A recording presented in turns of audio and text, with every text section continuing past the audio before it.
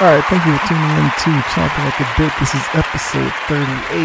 And on this episode, well, first off, it is election day. Hopefully you went out and voted. If you didn't, it's your choice. But yeah, I know it's a stressful day because if you didn't early vote, going out and voting, and then, sitting at home and watching the results can be stressful depending on who you voted for, if your candidate's doing well or not. So let's go ahead and take a look at the sports world. Give you something to take your mind off of all the madness in politics. So with the week 8 review, I'm going to do what I normally do. Take a look at the big stories, basically big observations that I made from watching games over the weekend. Also, we'll, of course, at the end of the episode, take a look at my week 8 picks, see how well I did, see if I can bounce back from last week where I went 3-3, which is not bad, but it's not great. So hopefully I can build off of that. But first, I do want to take a look at the trade deadline. And if you were paying attention, not a lot happened there were a couple of moves that happened before today, but today was the trade deadline at 4 o'clock. There were some rumors that could be a little bit of movement on trade deadline day. Ultimately, what happened, 2 minor moves. The Patriots added a wide receiver, Isaiah Ford, from the Miami Dolphins. He's a slot wide receiver. He's got some talent. So with the Patriots' lack of depth at wide receiver, he should be able to come in. Now, I don't know with the whole COVID protocols, whether or not he can play Monday night, but for sure he should be there for next week's game. And the Patriots could definitely use a wide receiver as they are starting undrafted players right now. Edelman's out. He's on IR, so he's gone for at least 3 weeks. N'Keal Harry's still coming back from concussion protocol. So right now their top wide receivers are Jacoby Myers and Damiere Byrd. So adding a wide receiver does not hurt. The Dolphins added running back DeAndre Washington from the Kansas City Chiefs. So the Dolphins were a part of both moves today. There were a couple of moves that almost happened. Green Bay was in talks with the Houston Texans. They were desperately trying to add Will Fuller, which we all know the Packers don't really have weapons outside of Devontae Adams, and it would have been a big deal if they could have gotten a second wide receiver, and Will Fuller is a good number 2 option, but those talks never came to fruition. So Will Fuller stays put. Packers didn't add a wide receiver. And on the wide receiver front, I think it was 2 episodes ago I was talking about that I thought there could be a big name wide receiver moved. And like I said, Will Fuller was close. There was some thought Odell Beckham could have been moved, but then he got hurt. So that kind of took his name off the table. And then the whole Michael Thomas situation in New Orleans was definitely something to watch because there seems like there's a locker room issue going on there. It all started with, I guess, a cornerback made a comment about Michael Thomas, called him slant boy. He took exception to it, and they started fighting in the locker room. He supposedly yelled at Sean Payton.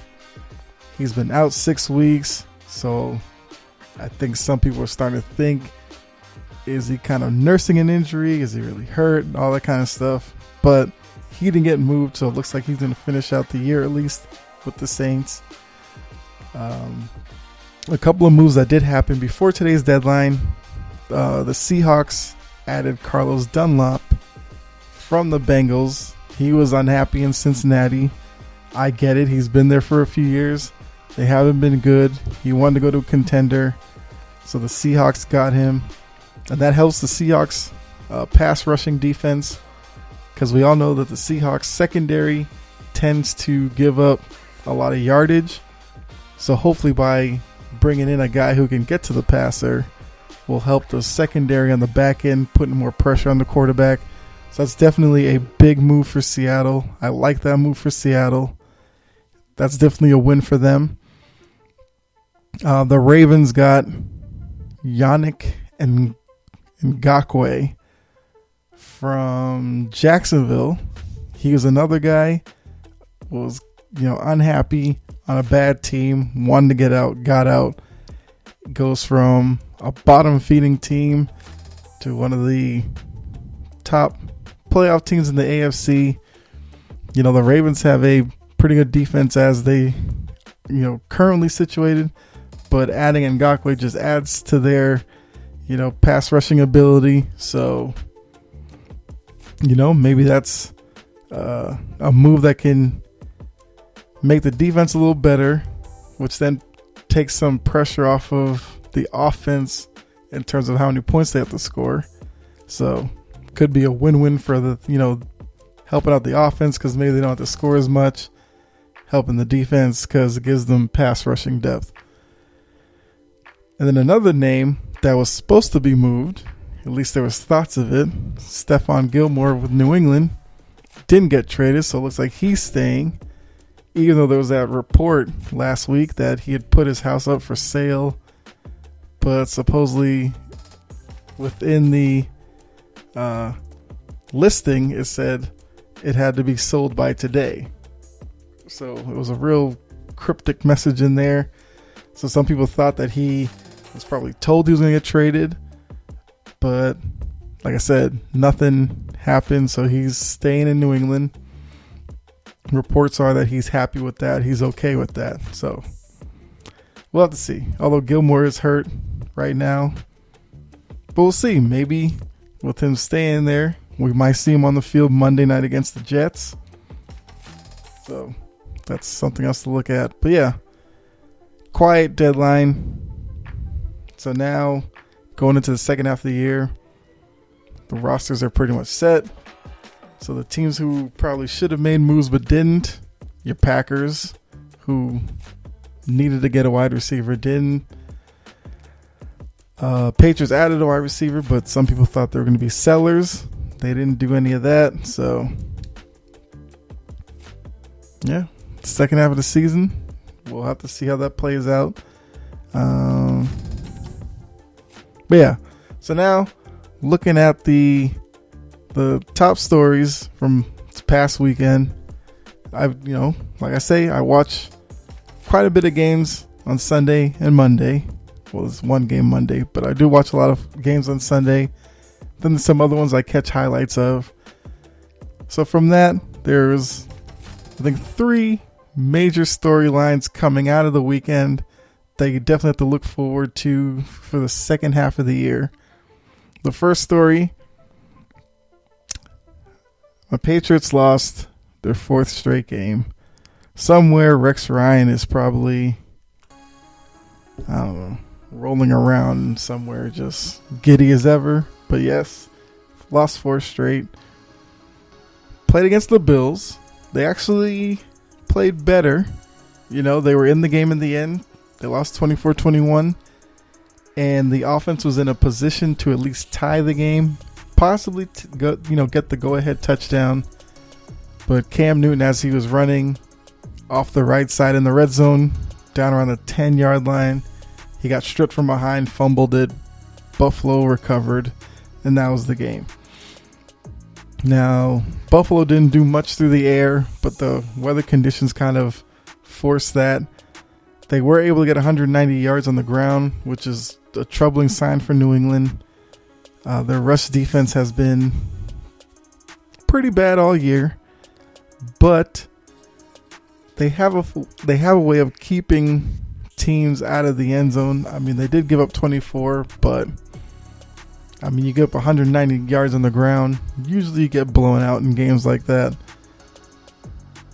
So Cam was more effective against Buffalo, but it's still a loss. So coming out of the game, I was automatically thinking, does Cam deserve the starting job anymore? They're 2-5. You know, it's looking like it's a rebuild year.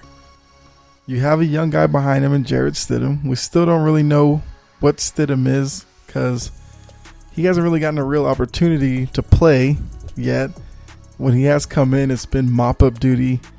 He throws a couple of passes, and then he's done for weeks at a time. So yeah. I mean, Belichick came out after the game. He said Cam's our guy going forward. At first, I was kind of like, nah. Haven't we seen enough of what Cam is? But I do get it because if this is a lost year, a rebuild year, transition year, bridge year, whatever you want to call it, I mean, Cam is kind of... he's in desperation mode. So Cam needs to perform well in order to set up his next contract, whether that's getting re-signed by New England, getting back on the free agent market and finding a spot somewhere else. So Cam needs the second half of this season just as much as Belichick needs it to evaluate talent. So, like I said, I think at being 2-5, we have to look at it as a rebuild year. Buffalo is now 6-2. The Dolphins are 4-3. I mean, looking at making up 3.5 games, basically 4 games on Buffalo at this point, with 9 to go for New England. I mean, that's like a steep hill to climb. Even catching, I think Cleveland has the last playoff spot right now, and Cleveland's even up on New England 2.5 games. So that's not that much of a hill to climb, but I don't know, because the way that they're playing, you can't really expect them to go, let's see, 9 games left, like 6-3, 7-2. I mean, I'm a big Patriots fan. I don't even see that happening. So, because you look at it now, you have the Jets game, fine.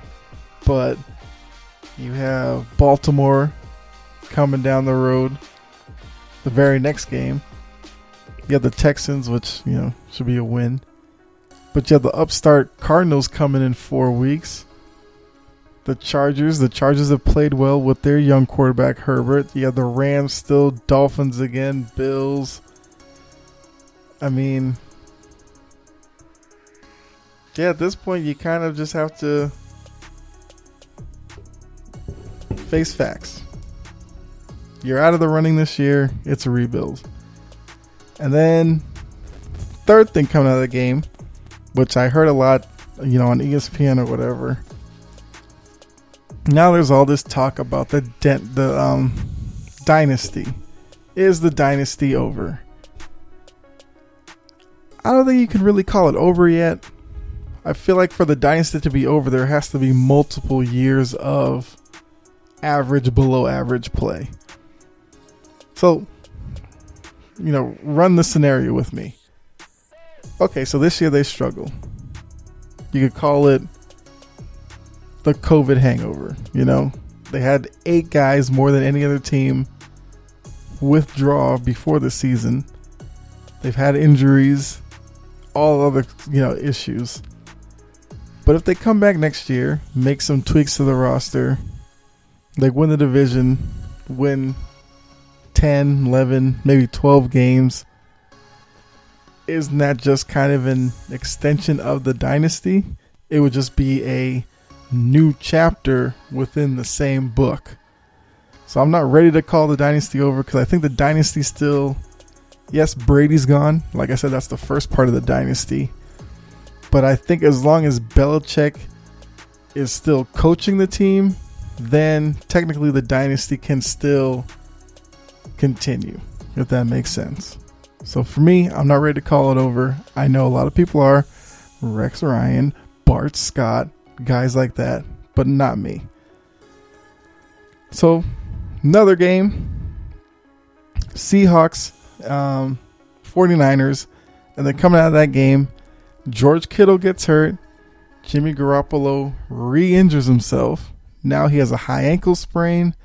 George Kittle, I believe, broke his foot. So 49ers come out of that game being 4-4. And the question that needs to be asked is Jimmy G's time in San Francisco over? He's supposedly going to be out 4 to 6 weeks. I mean, you can basically say his season's over. Because let's say long end, 6 weeks he's out. They've already played 8 games. They have 8 left. He'd be coming back with 2 games left.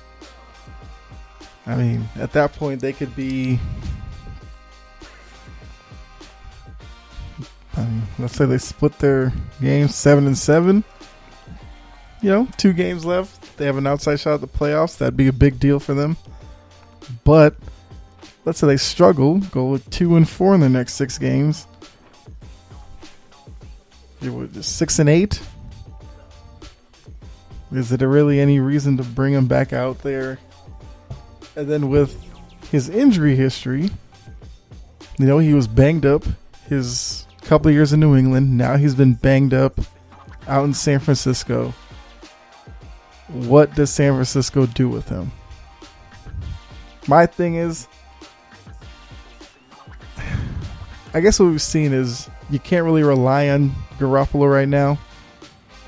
He's still relatively young, but just have to face facts that he's going to get injured every year. It's just the way it seems right now. So I don't think you can really commit big money to him, but I think he can probably be a starting quarterback in the league. Although I don't know if it's... Like, the more I look at it, I think his time in San Francisco unfortunately may be over. Then it makes you wonder, if Belichick supposedly had gotten his way, kept Garoppolo, and moved on from Brady a few years ago, would Garoppolo's story be any different? Like I said, when he was with New England, he had like a shoulder injury that kept him out. When he actually had the chance to start, he got hurt within his first game. So who knows? Maybe Jimmy Garoppolo becomes one of those quarterbacks where there's always a what if attached to his paragraph. He led the 49ers to the Super Bowl. What if he didn't get hurt all the time? He could have been the next guy in New England after Brady. What if he didn't get hurt when he finally had a chance to start? Could have showed something. Maybe they would have moved on from Brady. So, but on the other side of that, with Kittle getting hurt, Kittle's their best offensive weapon. Now, like I said, he has a broken foot. There's conflicting reports about how long he's going to be out. I think doctors are saying 6 to 8 weeks. Kittle's going around telling people he'll probably be back in 2 weeks. They put him on IR, so he's out at least 3 weeks. So I guess once he gets off of IR in 3 weeks, we'll reevaluate where he is in terms of his rehab, whether he's going to rest it and hope it. Well, he's probably going to have surgery, but we'll see how quick of a healer he is. Like I said, they're 4-4. They're in arguably the best division in football. They're actually in last place in their division, so they trail the Cardinals, the Rams, and the Seahawks. So if you're looking at the next 4 games, which Garoppolo's going to at least miss, they have the Packers, they go to the Saints, to the Rams, and they have the Bills. I mean, is it a stretch to say best case scenario they go 2-2 in that stretch, but could easily go 0-4, 1-3? And then at that point, where are they in the division? Are they now, 3-4 games out? Will they still be in contention of a playoff spot? I think with those questions may determine if Garoppolo is ready to come back, how quickly he does, get thrust back into the starting lineup. So for right now, it looks like they're going to go with Nick Mullins. I mean, we'll see how that goes, because I don't think Nick Mullins is the guy you want exposed to defenses for multiple weeks, because it's going to be easy to figure him out, and then he's probably just going to struggle. But watching San Francisco these next couple of weeks will be interesting, because I do want to see, do they rally around Mullins? Can Shanahan come up with a game plan to help them? And can they, upset a couple of these teams in the next 4 games? I mean, the Saints game is probably the most winnable. Buffalo, depending on where Buffalo is at that point, can be winnable. Green Bay has shown, especially with their last game and losing to Minnesota, that they can struggle and then they become very beatable. So, who knows? And then, I guess the final observation I made was from the Ravens and Steelers game. Ravens had a shot late in that game to win that one as well. Came up short, lose to the Steelers 28-24. So, Steelers are still the last remaining undefeated team. So, shout out to them. And then with that, I was thinking, I think Pittsburgh's kind of gotten through the toughest part of their schedule. So, does Pittsburgh now have the number 1 seed locked up already? I mean, yeah, think about that. I mean, that's an interesting question to ask. They are 7-0, like I said, and they've already played Baltimore once. They got through the Cleveland game. They played them once already. They got through Tennessee. So before they play Baltimore again, which will be their next toughest game, they've got Cowboys, Bengals, Jaguars in between. Very easily could be 10-0 by the time they get to Baltimore. And that second game is in Pittsburgh, so that definitely works in the Steelers' favor. And then if they get past that, it's Washington, Buffalo, which could be a tough one, but then Cincinnati, Indianapolis, and Cleveland to end the year. So that's gonna be interesting. And for Pittsburgh, if they were able to get home field advantage throughout the playoffs, that would be a big deal for them. Because we all know Heinz Field in the playoffs, if they can get fans in the stadium, that's always a loud stadium to play in. And then you add in the elements with the weather that's possibly there with the swirling wind and all that. I'm sure they would love to have Kansas City go there instead of Pittsburgh going to Kansas City. But right now they have a half game lead in the conference, with Kansas City being 7-1, Pittsburgh sitting at 7-0. So definitely worth watching there. But Lamar Jackson struggled, which I said when I previewed this game. Pittsburgh has to make Lamar Jackson beat them with his arm. And what did he prove? He went 13 for 28, 65.8 passer rating, 12.5 QBR. QBR is out of 100, so 12.5, terrible. Perfect passer rating is like 153 point something or whatever. So 65.8, not good at all. And you look inside the numbers, you see why those numbers are so low. So Baltimore had 4 turnovers. You're going to rarely win any games when you have 4 turnovers. Much less, all 4 turnovers came over from Lamar Jackson. He had 2 interceptions and he lost 2 fumbles. He actually had 3 fumbles, but 2 of them Pittsburgh recovered. I mean, your quarterback can't play like that, especially come playoffs, and expect to win many playoff games. So the troubling trend I'm seeing here is this looks like another season where, yeah, they make the playoffs, but they come up short once they get to the playoffs. And remember, before the season, this was a team that's supposed to be in the AFC title game against Kansas City, and with the possible chance of moving on to the Super Bowl. I'm not seeing it right now.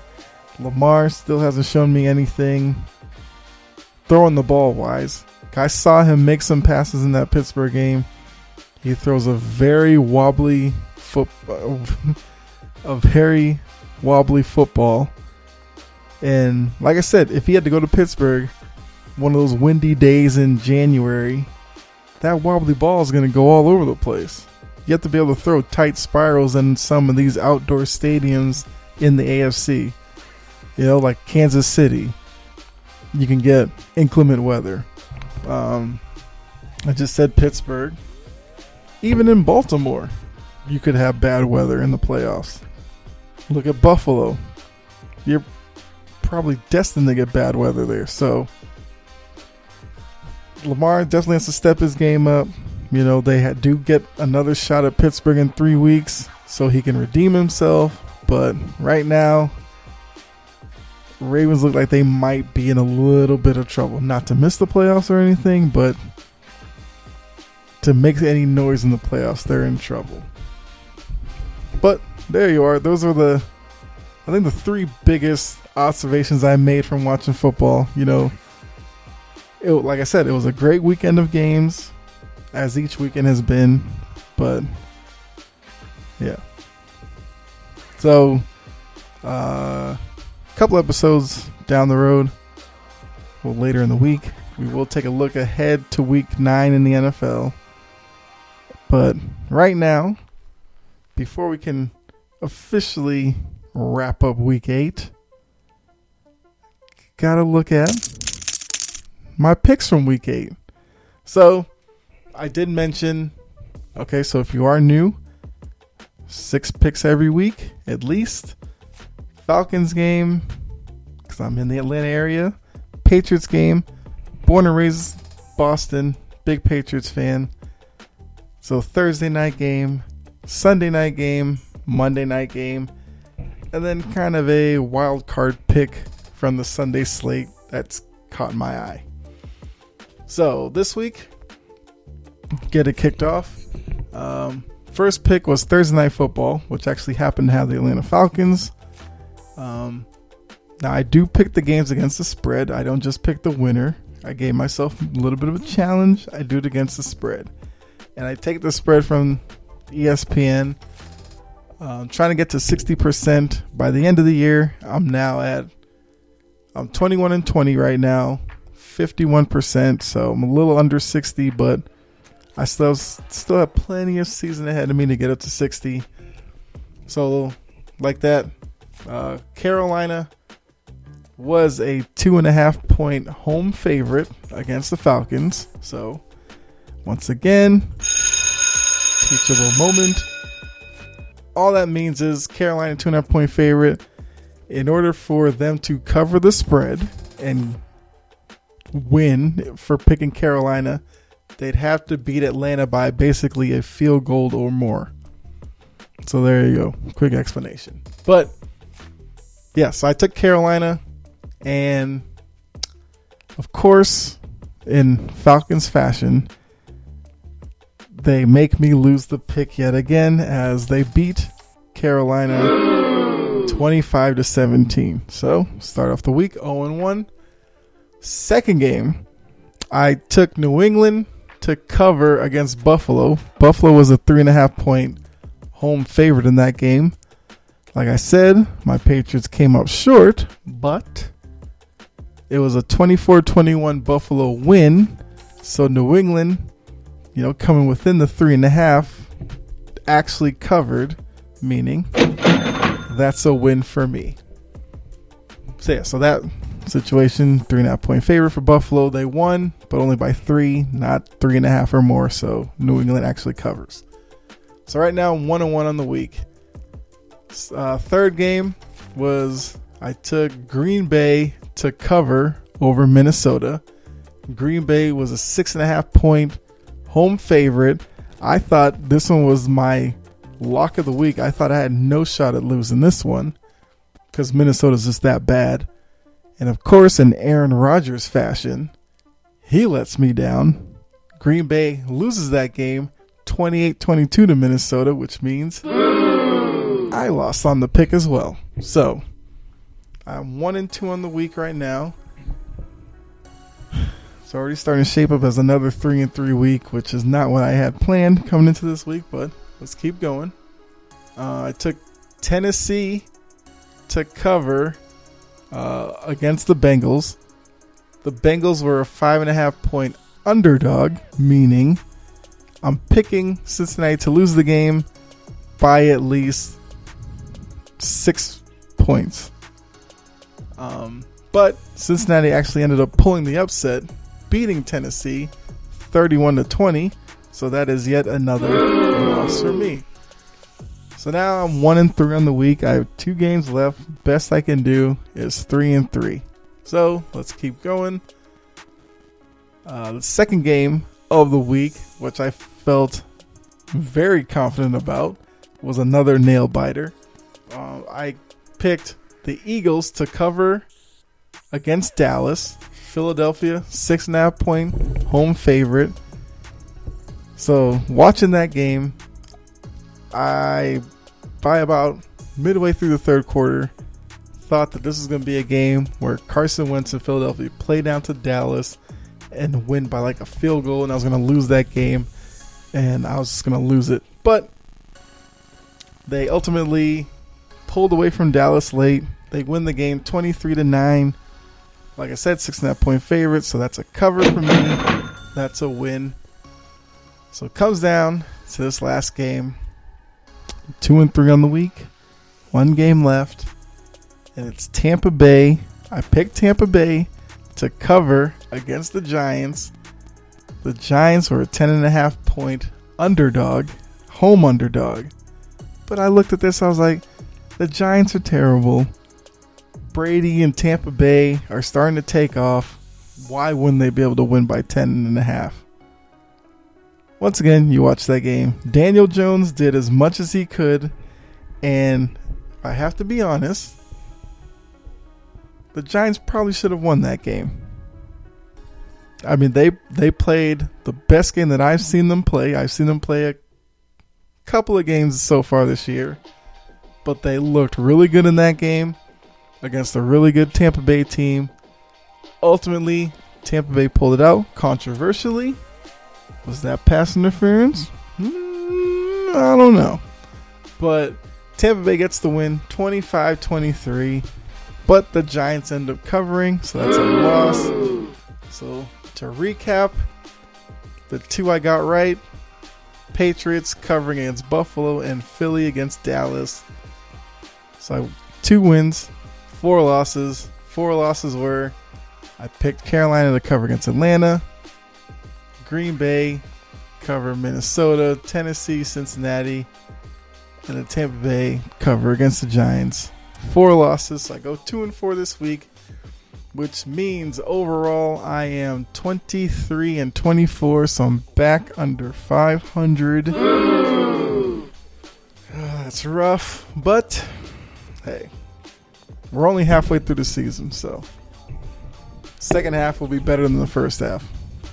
I would guarantee it, but I'm not going to. And there you are. Those are my Week 8 picks. Once again, we'll look forward to Week 9. We'll do better in Week 9. But with that, come to the close of this episode.